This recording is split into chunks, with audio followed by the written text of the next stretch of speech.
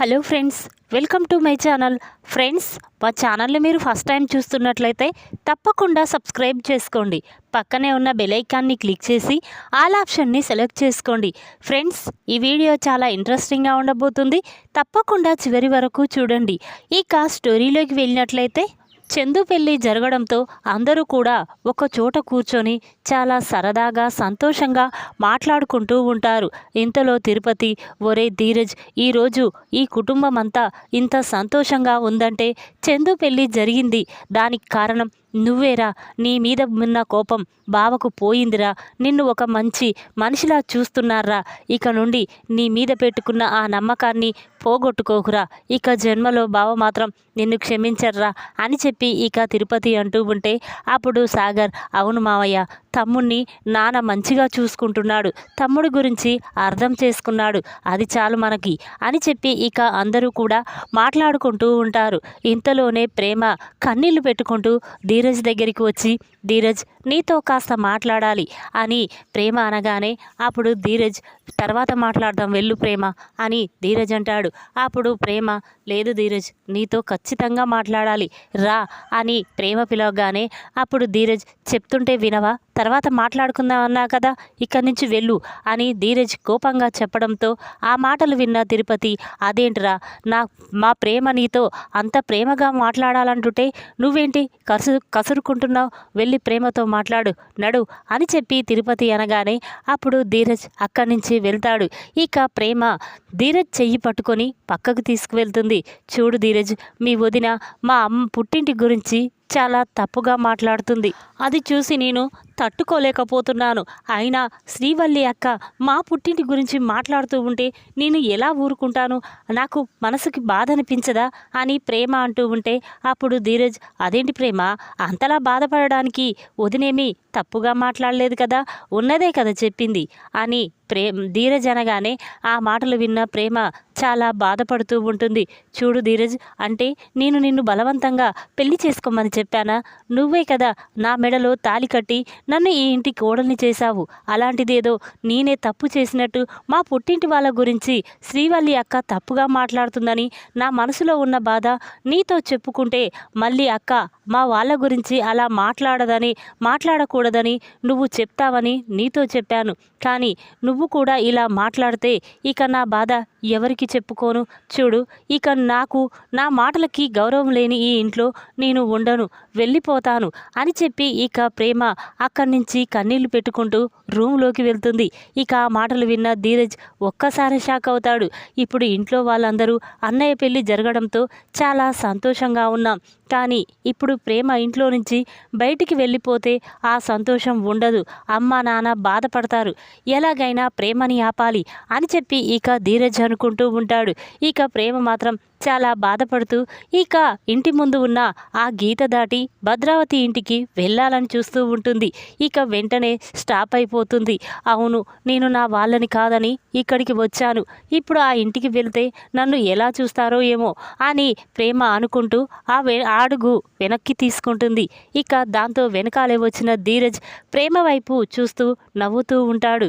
ఏంటి ప్రేమ, వెళ్తానని చెప్పావు కదా, మళ్ళీ ఆగిపోయావేంటి అని ధీరజ్ అనగానే, అప్పుడు ప్రేమ, అంటే నేను వెళ్ళాలని నువ్వు అనుకుంటున్నావా, అయితే ఇప్పుడు ఖచ్చితంగా వెళ్తాను అని చెప్పి ఇక ప్రేమ భద్రావతి ఇంటికి వెళ్తూ ఉంటుంది.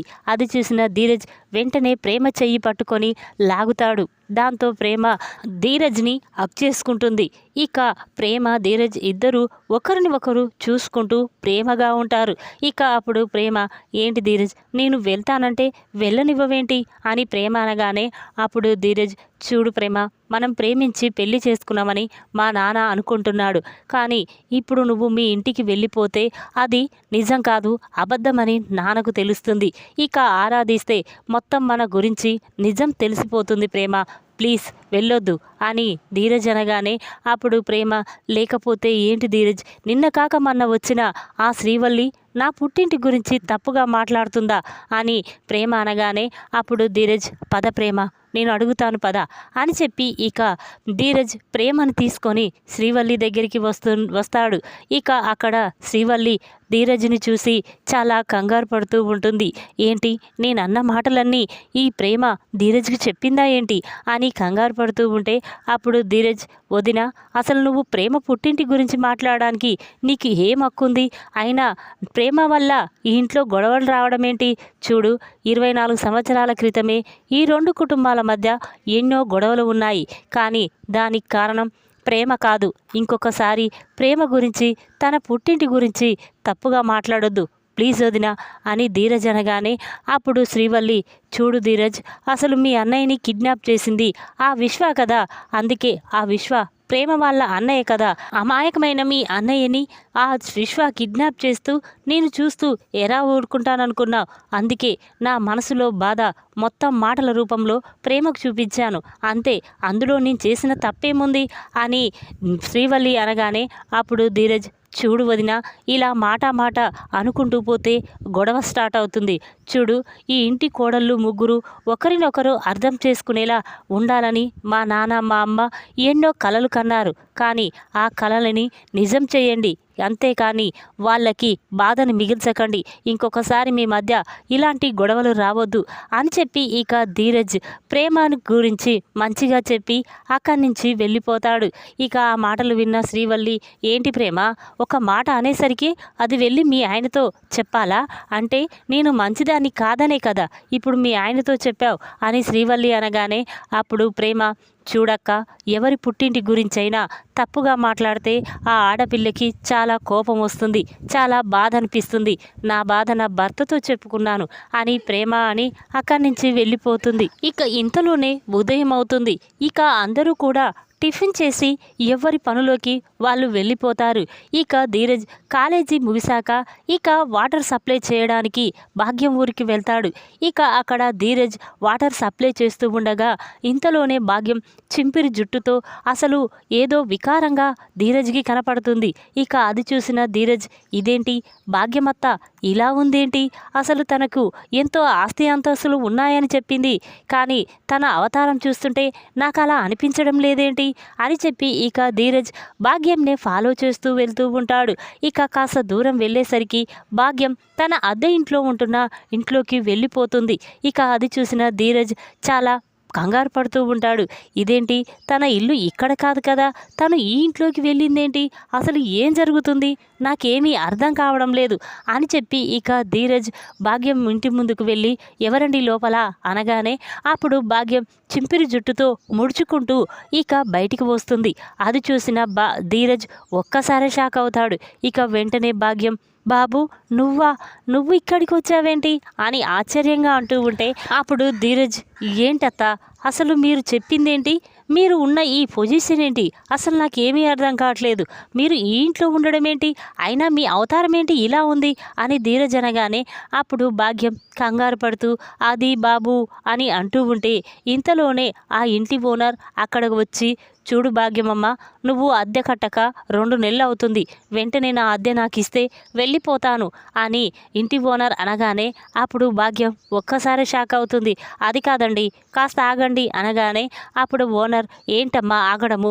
2 నెలల నుంచి ఇదే సాకు చెప్తున్నావు. నా కూతురు పెళ్ళి డబ్బున్న ఇంటికి కోడలవుతుంది.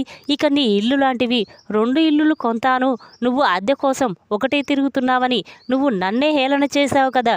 ఇప్పుడు ఏమైంది? అద్దె ఇవ్వమంటే కూడా అద్దె ఇవ్వడం లేదేంటి అని అనగానే ఇక ఆ మాటలు విన్న ధీరజ్ ఒక్కసారి షాక్ అవుతాడు. ఇక వెంటనే ఓనర్తో, ఏంటండి మీరు మాట్లాడేది? ఇది భాగ్యం ఇల్లు కాదా అనగానే అప్పుడు ఆ ఓనర్, కాదండి, ఇది అద్దెకుంటున్న ఇల్లు. ఈ భాగ్యం 2 నెలల నుండి అద్దె ఇవ్వమంటే ఇవ్వకుండా తప్పించుకొని తిరుగుతుంది. తన కూతురు గొప్పింటి కోడలవుతుందని, ఇక అక్కడ నుండి మాకు డబ్బు వస్తుందని, ఆ డబ్బు వచ్చాక నీకు అద్దె ఇస్తామని బాగా రోజు చెప్తూ ఉంటుంది అని అనగానే ఆ మాటలు విన్న ధీరజ్ ఒక్కసారే షాక్ అయిపోతాడు. ఏంటండి మీరు మాట్లాడేది? ఈ భాగ్యం వాళ్ళకి ఆస్తులు అంతస్తులు భూములు ఉన్నాయి కదా, వీళ్ళు ఫైనాన్స్ వ్యాపారం చేస్తున్నారు కదా, అలాంటిది డబ్బు కోసం ఏం కొదవ ఉంటుంది? అద్దెకుండవలసిన ఇంట్లో అవసరం ఏముంటుంది అని ధీరజ్ అనగానే అప్పుడు ఓనర్, ఏంటి వీళ్ళకు ఆస్తులు అంతస్తులు ఉన్నాయా? ఎవరు చెప్పారు బాబు? వీళ్ళకు ఆస్తులు అంతస్తులు ఏమీ లేవు. వీళ్ళ ఫైనాన్స్ వ్యాపారం కూడా కాదు, వీళ్ళు రోజు ఇడ్లీ బోండాలు అమ్ముకునే వ్యాపారం. ఎంత లాభం వస్తే ఆ లాభంతో బ్రతికేవాళ్ళు. అలాంటిది మీతో అబద్ధం చెప్పారా అంటే మీరు ఆ భాగ్యంకి ఏమవుతారు అనగానే అప్పుడు ఆ ధీరజ్, చూడండి, ఈ భాగ్యం మమ్మల్ని మోసం చేసి తన కూతుర్ని మా పెద్దన్నయ్యకిచ్చి పెళ్లి చేసింది. అంటే ఈ భాగ్యం ప్లాన్తోనే తన కూతుర్ని మా ఇంటికి పంపించిందన్నమాట. మా కుటుంబాన్ని నాశనం చేయడం కోసమే భాగ్యం ఈ ప్లాన్ వేసింది అని ధీరజ్ అనుకొని, చూడు భాగ్యం, ఇక వెంటనే ఈ నిజాన్ని మా అమ్మా నాన్నలతో చెప్పేస్తాను, నీ కూతుర్ని మెడపట్టుకొని బయటికి గెంటేస్తారు అని చెప్పి ఇక ధీరజ్ అక్కడి నుంచి వెళ్తూ ఉంటాడు. ఆ మాటలు విన్న భాగ్యం వెంటనే ధీరజ్ దగ్గరికి వచ్చి, చూడు బాబు, ఏదో నా కూతురు పెద్దింటికి కోడలవుతుందని సంతోషపడ్డాను, కానీ ఈ నిజం మీతో చెప్పలేకపోయాను. నన్ను క్షమించు బాబు. ఇప్పుడు ఈ నిజాన్ని మీ అమ్మ వాళ్ళకి చెప్పి నా కూతురు జీవితాన్ని అన్యాయం చేయకు బాబు అని భాగ్యం బ్రతిమిలాడుతూ ఉంటే ఆ మాటలు విన్న ధీరజ్, చూడు, నాకు నిజం తెలిసాక ఈ నిజాన్ని మా అమ్మకి మా నాన్నకి చెప్పకపోతే వాళ్ళని నేను మోసం చేసినట్టు అవుతుంది. ఇప్పటికే మా నాన్న నా మీద కోపంగా ఉన్నాడు. ఇప్పుడు ఈ నిజం తెలిసాక చెప్పకపోతే నన్ను ఇక జన్మలో క్షమించడు. వెంటనే ఈ విషయం మా నాన్నతో చెప్పేస్తాను అని చెప్పి ఇక ధీరజ్ అక్కడి నుంచి ఇంటికి వెళ్ళిపోతాడు. శ్రీవల్లి కిచెన్లో ఏదో చేస్తూ ఉంటుంది. ఇంతలోనే ధీరజ్ శ్రీవల్లి దగ్గరికి వెళ్ళి, ఏంటొదినా, ప్రేమ వల్ల పుట్టింటి గురించి తప్పుగా మాట్లాడావు కదా, ఇప్పుడు నీ పుట్టింటి వాళ్ళు చేసిన తప్పు గురించి నేను చెప్పనా అని ధీరజ్ అనగానే ఆ మాటలు విన్న శ్రీవల్లి ఒక్కసారే షాక్ అవుతుంది. ఇక తన మనసులో, ఇదేంటి, ధీరజ్కి నిజం తెలిసిపోయిందా లేక ఇలా నాటకం ఆడుతున్నాడా అనుకొని అప్పుడు శ్రీవల్లి, ఏంటి ధీరజ్, పిచ్చి పిచ్చిగా మాట్లాడుతున్నావు, అసలు నా పుట్టింటి గురించి నిజం చెప్పడం ఏంటి అనగానే అప్పుడు ధీరజ్, చూడు వదిన, నువ్వు మీ అమ్మ కలిసి ఎంత పెద్ద ప్లాన్ వేశారు. మీకు డబ్బు లేకపోయినా డబ్బుందని అబద్ధం చెప్పి మా అమ్మా నాన్నల్ని మోసం చేసి నువ్వు మా అన్నయ్యని ప్రేమించినట్టు నటించి పెళ్లి చేసుకున్నావు. ఇది మోసం కాదా? అంటే ప్రేమ వాళ్ళ పుట్టింటి వాళ్ళే మమ్మల్ని మోసం చేశారా? మరి నీ పుట్టింటి వాళ్ళు చేసిన మోసం గురించి మా అమ్మా నాన్నలతో చెప్పనా అని చెప్పి ఇక ధీరజ్ శ్రీవల్లికి దిమ్మ తిరిగే షాక్ ఇస్తాడు. దాంతో శ్రీవల్లి, వద్దు ధీరజ్, ప్లీజ్, ఈ నిజం ఇప్పుడు మీ మామయ్యకి అత్తయ్యకి తెలిస్తే నా జీవితం అన్యాయమైపోతుంది. నన్ను మెడపట్టుకొని బయటికి గెంటేస్తారు. ప్లీజ్, ఈ నిజం ఎవరితోనూ చెప్పొద్దు అని శ్రీవల్లి ధీరజ్ కాళ్ళు పట్టుకొని క్షమాపణ చెప్తూ ఉంటుంది. ఇక ధీరజ్, చూడు వదిన, ఇంకొకసారి ప్రేమ గురించి తన పుట్టింటి గురించి తప్పుగా మాట్లాడావని తెలిస్తే ఇక నీ నిజ స్వరూపం వెంటనే అందరి ముందు బయట పెట్టేస్తాను అని చెప్పి ఇక ధీరజ్ శ్రీవల్లికి దిమ్మ తిరిగే షాకిస్తాడు. ఈ విధంగా ప్రేమ గురించి తప్పుగా మాట్లాడిన శ్రీవల్లికి దిమ్మ తిరిగే షాక్ ఇచ్చిన ధీరజ్. ఈ వీడియో కనుక మీకు నచ్చినట్టయితే లైక్ చేయండి. మరిన్ని వీడియోల కోసం మా ఛానల్ని తప్పకుండా సబ్స్క్రైబ్ చేసుకోండి. Thanks for watching.